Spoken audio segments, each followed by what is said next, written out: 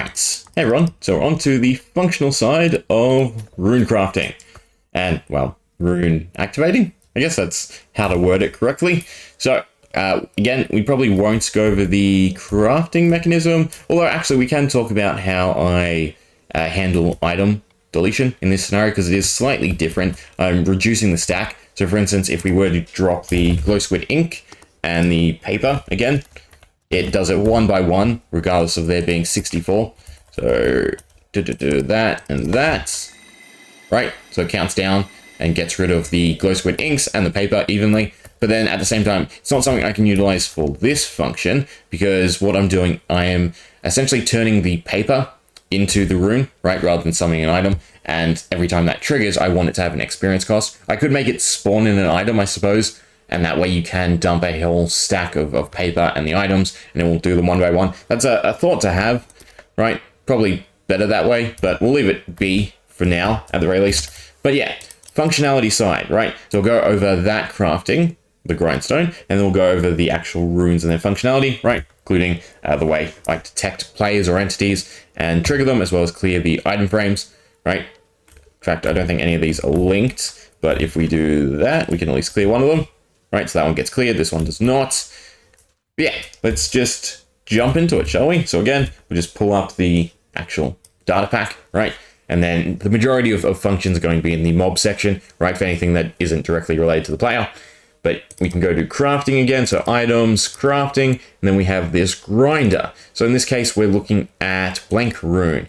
And what we're doing is nice and simple. We're just modifying the paper, turning it into infused paper, and we're getting rid of the ink sac using this function, stack minus, right? Nice and useful function. You do have to write it out, or I guess copy it from the pack if you're wanting it. But we go to static, misc, and then any of these stack minuses. What they're doing is checking the count on the entity. So depending on the stack size, it's then going to change it to the one below it. So at 64, change it to 63, then all the way, once it gets down to 1, it will actually delete the item. And that way, it will always just -1 from them, according to how many times you run the function, right? So they're inverse, that way they don't form a cascade. So it's always going to be 64 turns to 63, but it won't trigger again, because now 63 is on top of 64. So nice and simple, easy way to sort of process a bunch of items in terms of drop crafting. A bit more complex. Again, I'm using the data storage, but it's nice and simple. You can just use the entity check, so execute if entity, check its NBT for its count, and then run data modify on it to change it to the number below it. In terms of obviously command blocks, you'd have to set up a ton to get this to work, or you could translate it to a scoreboard and I think set it to the -1. I'm not too nifty with scoreboards, but I think that's possible. But anyway, on to the actual runes. So again, mobs, and they're here under item frames, right? But the way they're triggered is, again, we start with our tick mob, and what we're doing is we're detecting all item frames, glow and normal, and then we're running this function, mob frames, that then diverges and checks for a few different things. One, if they have an item, to run certain things that require items in them. So in this case, the runes. If they have stall, this essentially just allows me to add a little stop check, if you will, onto the item frame. So anytime it gets stall, it has to run this function once to actually remove stall before it can run this function.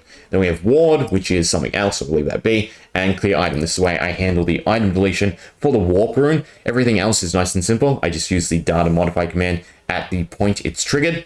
But onto the actual triggering. So after that, we go to mob item, so this one. And then we're detecting whether it's a glow item frame or a normal item frame, because again, we're detecting different entities depending on the actual item frame. So for the glow item frame, we're detecting whether or not it's a player entity. So each of these have their own sort of functions. The way I've set it up is not necessarily optimal, right? I've sort of done it inversely. And then as I've developed the idea to limit the player detection, the easier thing to do would obviously be to have the entity detection or the main entity detection at this first fork, rather than where it is now. But then similar on the normal item frames, right, we're just running the normal item frames. So similarly on the normal item frames, we're just running all the functions that relate to a normal item frame. So we can now go to the item frame folder, which is here. And the main ones we're focused on are these four, right? So we have greater runes glow, greater runes normal, runes glow, and runes normal. And it's nice and simple. All we're doing is detecting if a entity is on the item frame, and then what rune is in the item frame to trigger an effect. And then if that effect is triggered or the same conditions are met, we're going to clear the item from that item frame. So in the case of this one, which is our alert, if entity at E, so this is any entity, is within a 0.5 radius, so half a block radius, we're then going to summon an area effect cloud, which gives every entity glowing, right? After that, again, if that same entity is there, which it will be, we're going to remove the data of the item frame relating to its item ID or the item inside the item frame. So again, nice and simple. I could, and I probably should, remove the entity detection and put it at the start of the fork. That way there's not this function that is constantly checking. And I probably will, because that's going to cut down on a decent chunk of lag, since they are using the same principle across the board. They're all doing this if entity, same distance, Runechant, all with projectiles. So you can trigger the item frame rune traps, whatever you want to call them, with projectiles. You can shoot with a bow and have it trigger. I thought that was a nice way to sort of have a player deter them, right? If you shoot it with a bow, you then don't have to worry about stepping on it, and you can trigger it from a distance away. But we do have more complex ones. So for instance, if we scroll down to any of these that have 3. So for instance, this one is if entity, same scenario, but in this case we're running damage because damage doesn't have any particles. We want to give it a particle, right? So nice and simple. It's just the same check, but in this case, particle, damage, and then clear. In case of the warp one though, because that one is a little bit more complex. In fact, this one, right, that has stall. So this is our siphon rune.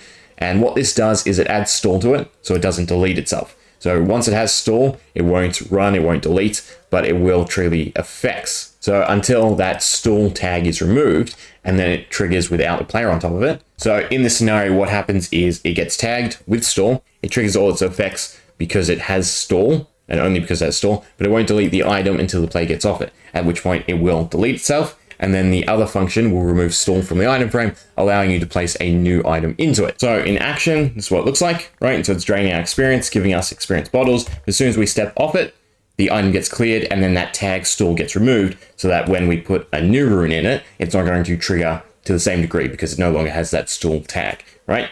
Does that sort of make sense? Again, I'm not the best at times as explaining my rationale, but it's like a closed circuit, right? So when you step on it, one circuit pathway opens and doesn't close until you get off it, in which case then it leads to that end result of deleting and clearing the item frame. But in the case of warp, what we end up doing is adding a few more steps to this sort of scenario. So again, we're just detecting if the play is there, but we're adding this tag clear item. And what clear item will do is sort of act as a gate, preventing the main effect from triggering. Now, additionally, we have this extra tag. So clear item is being tagged onto the item frame, and then teleported is being tagged onto the player. And what this results in is we can look for an item frame that has clear item, but does not have a player with teleported on top of it, allowing us to set up the condition that when we walk on it, right? So 2 warps, this one gets cleared, but this one does not, nor do we re-trigger it until we come off it, right? So as long as we're on top of it and still on top of it, we have that teleported tag. And that means that the clear item tag is not being reapplied to the item frame, thus the item is not being clearing. And since both of them aren't in unison, we don't have the clear item on the item frame, but we do have us as teleported. We don't actually get teleported. We require both the tags to be in existence, right? The item frame has to have it and we have to have teleported. As soon as we step off it, the item frame can now gain clear item because we have lost teleported.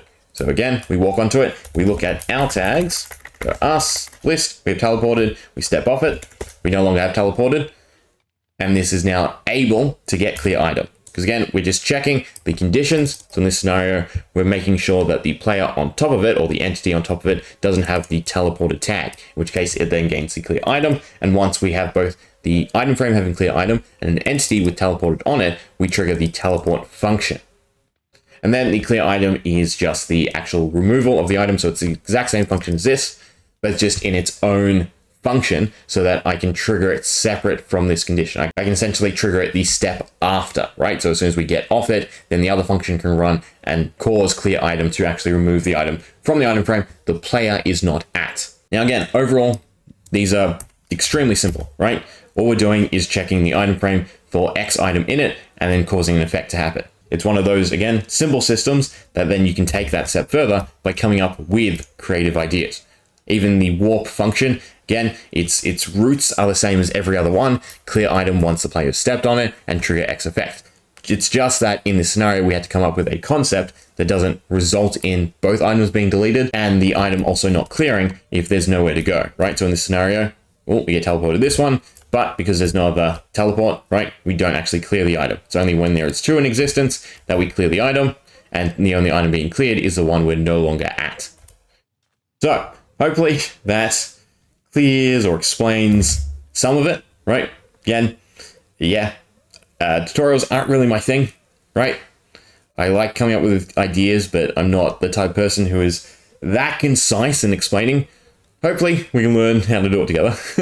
But again, like usual, if you have any questions, if you want to talk through something or pick my brain about something, go nuts, right? I find back and forth a lot easier to actually explain my choices, and then also for me to actually learn from you and your choices, because again, I've only just technically started command blocks. I've been doing it since this project and that alone, right? Even data packs is my first data pack. All the other data packs that I have published have just been pulled from this data pack. So there are a lot of refinements I can make and still will make, right? Even today, we just found the whole condition checking of entities, right? Should really be consolidated and moved to a earlier point rather than running it over and over again. So feel free to comment, feel free to ask, and again, feel free to actually pull apart the pack.